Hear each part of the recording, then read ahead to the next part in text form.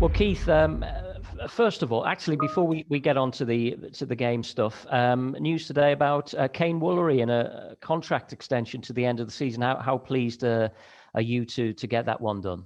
Yeah, I'm really pleased. I think when I first came to the club, it's something that I wanted to do earlier. Thank you to the chairman, board of directors, and Cain Woollery in particular, for getting it done. I think he could be a key component of our planning, for the 26 games that we've got, and we're planning for success. So I see him as a major threat to any opposition, especially in League Two. He's a player I've chased down at previous clubs that I've managed. So while I've got him, I was keen to keep him. And talking to him as well, he's enjoying being at Tranmere in the relatively short space of time he's been here, and playing with the likes of James Vaughan up front, which obviously gives you a lot of options. You want options. You want to be an unknown quantity as well as predictable in the way that you set up. And I think we've got that with our front players now. They can't all play, but they've got to drive, each other on. They've got to be competitive. And that's what we want. We want options, starting options and players coming off the bench, to change a game.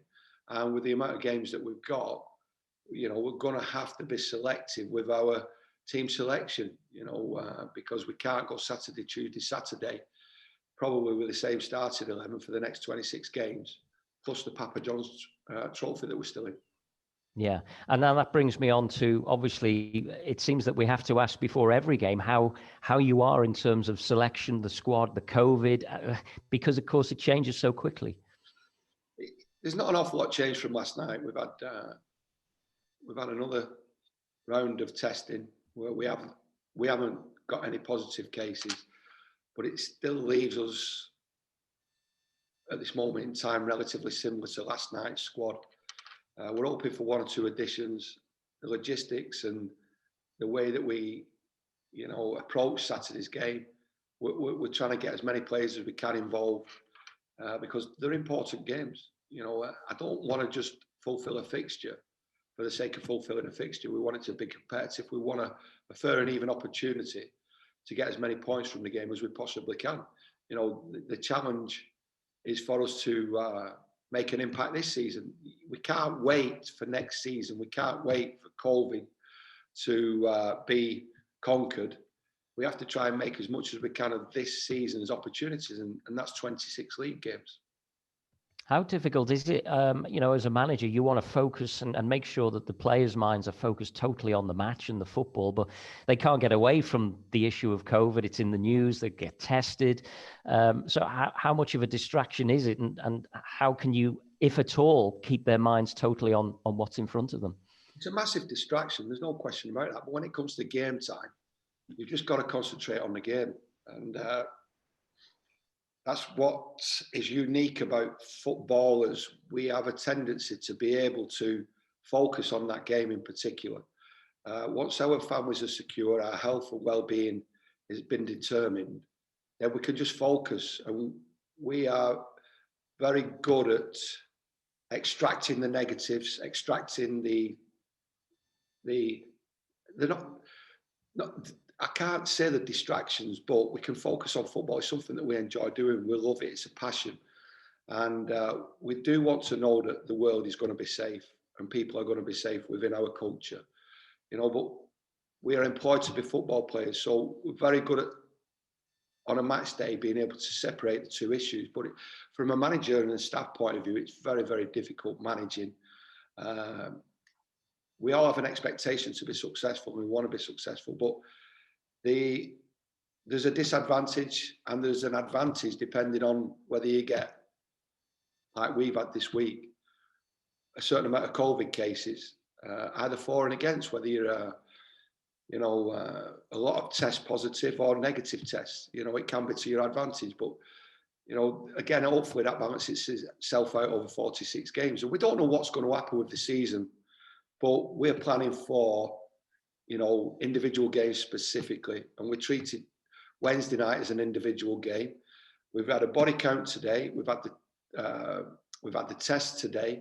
We know where we are after today, going into tomorrow. Tomorrow will be, let's see where we are again, and obviously Saturday will be very similar because when we went down to Colchester, we did have 2 players show symptoms, and we did have positive test results as a consequence of being tested after the Colchester game. So it's not crisis management. Football's not a crisis. It's an enjoyable environment to work in, an industry to work in. It has its pressures, but the footballing pressures aren't the same as saving life pressures. So it's enjoyable. You know what I mean? It's something that we enjoy, accepting the pressures. We want people to be safe though, but we want to be in a position where we're showing a true reflection of our supporters and the supporters' DNA of what they want the team to represent. And the other thing I suppose it does, it kind of makes it difficult to judge what kind of opposition you're going to be coming up against. I mean, Stevenage are, I think, 3rd from bottom, but they've won their last couple of games. But with everything going on, it's everyone's got their own issues and problems, and maybe they're stronger some weeks than they are other weeks. It's the same up and down the country, within our respective league, or whether it's the Premier League. I think you mentioned Aston Villa's game being cancelled. They were not forced to play in the FA Cup with an under-23 side, but we still want common sense decisions so that everybody's got a fair and equal playing field, a fair and equal opportunity to win football matches. We don't play the league table. I've got a lot of respect for every manager, every player, every football club in our respective league. We'll go there, we'll be competitive. We'll plan to win the game, but we have to do fundamentally the basics to give us an opportunity to win. And I'm really happy with the last 2 performances in particular, and the Barrow performance with respect to doing the basics really well. Thanks, Keith. Thank you. No worries. Just touching on those 3 games then, Keith, you're satisfied that game on game, despite the chopping and changing that you've had to do, that you've seen a progression there that will maybe now allow Tranmere to build some consistency in the league? Because I think it's one win in 5 in the league at the moment. It is. I understand what you said, but consistency comes out of repetitive, good habits. And I think out of the 10 league games, I think we've got 19 points. So it depends on how you want to talk about consistency. I think that's consistent. If we was to marry or manage the 2 sets of groups of 10 league games over the 20 games we've played so far, like I said, I think that's a good representative. But I get what you're saying. But I think you've got to judge the team over where we are now with respect to the games that we've played, which is 20. Can we be better results-wise? Yeah, definitely. Can we be better performance-wise? Definitely. We're always rooting for better opportunities to create more points, because that's what we want on the board. But we've not been able to do anything over the best part of 3 weeks now to affect our league position or affect our points on the board. And that's just down to circumstance.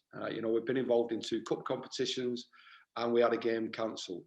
But points on the board, you've got to be judged after 46 games. You mentioned 5 games.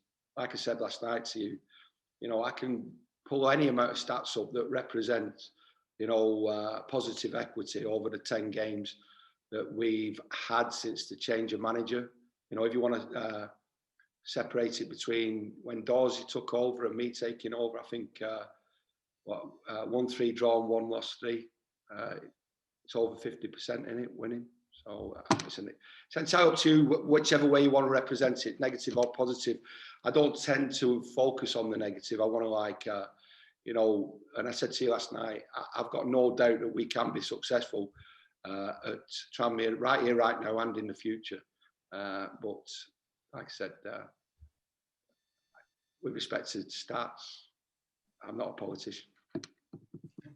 Neither am I. What's been the feedback from your new fullbacks after last night? There, any word from the new Gaffer and Roberto Carlos? Well, not really. Like I said, I support my belief in the players to be able to play anywhere on the football pitch if they have a job to do. It's just psychologically accepting those challenges, the different challenges. So you've got to put the mind bomb in. You've got to see how the players react on the training pitch, and then reassure them, and not hopefully, plan for them to be successful. But focus on the strengths. Focus on the strengths of the two players playing in those positions. And like I said, we are in this moment in time going through the process of, having to deal with COVID, and that represents problems in team selection and probably players playing out of position. But you need everybody to give 100% effort, and then they'll get the protection from me, from the supporters, and from the football club. And that's all they did last night. And I'm really pleased that, we got a positive performance and a positive result. Yeah, it was a great performance last night, and also worth highlighting that you obviously brought two very young players on for the last third of the game who gave a very good account themselves. And in particular, I would pull out George Nugent, who showed great confidence on the ball, and you must be pleased to see someone like that coming into the team and showing that level of confidence straight from the get-go. Yeah, you want the players to, first and foremost, have a willingness and show a keen appetite to learn. Not just learn from me, learn from the game, the experience of the game, and senior professionals. And they didn't let anybody down. I thought it was superb, but the building blocks, I think you've got to be judged again as a football player. We sensationalise everything, whether it's a positive or a negative. And it's the same with players. We build players up at a young age. They play one game, sensational. They play two games, sensational. There's peaks and troughs in everything, but you want stability. Or do we not want stability anymore? I don't know. You tell me. I know my life's always been built on stability. And I'm trying to bring a stable environment to a young set of players, the current set of players that we've got, to give them an opportunity to get 50, 60, 70 league games under the belt. And then they can be judged. It's not good judging a manager over 5 games. I think when I first became a manager, I think the first 24 games that I had, we won 13, drew 7, lost 4. I thought I was Mourinho. I thought I was invincible. But that was the introduction of being a manager to football. A real test of a manager is, can you deal with a big part, a big component of the game, which is losing? I think Pep Guardiola mentioned it on his documentary. You have to be able to deal with losing as a manager. But my early stages as a manager, it was win, win, win, hardly ever losing. And it's the same with a player. You have to deal with being in the environment, dealing with the good things, which is your debut, and playing well, but dealing with the other side of the game, which is so important psychologically to you becoming a seasoned professional. Of course, one thing you wouldn't have had to deal with, as you touched on the other day in your football managerial career, is this COVID situation.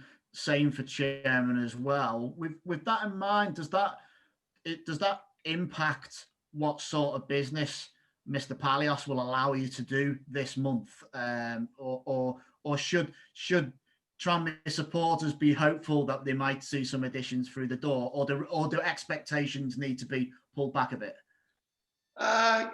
Ambition, expectations, you don't want to take that away from anybody, because that's an enjoyable part of life, dealing with expectation, having ambition. We've all got ambition, but reality. Can anybody deal with reality at this moment in time? Football in reality. You can't just spend money that you haven't got when there's hardly any revenue. So there's got to be a sensible approach to anything that you do in any business. I don't think there's too many businesses, including football, who are investing big amounts of money. You can drive through a session if you've got the surplus cash to invest, and you can become very successful at doing it. But there's got to be a methodology. We wouldn't want to. Would any Tranmere supporter want us to put the future of the football club in jeopardy? I don't think so. And will I have to carry the can for that if we can't improve the team? No, because I'll work with a group of players that we've got, and I'm really excited about doing that. If we can add to it, we will do, to make it better. And we're all ambitious. We all want to support the team getting better so that we can be more successful. But I don't think there's any pressure, or there shouldn't be any pressure put on Mark or the board of directors. We know what we've got. We know what we're dealing with. And we don't know what we're dealing with in the future with respect to the possibility of the season being suspended again.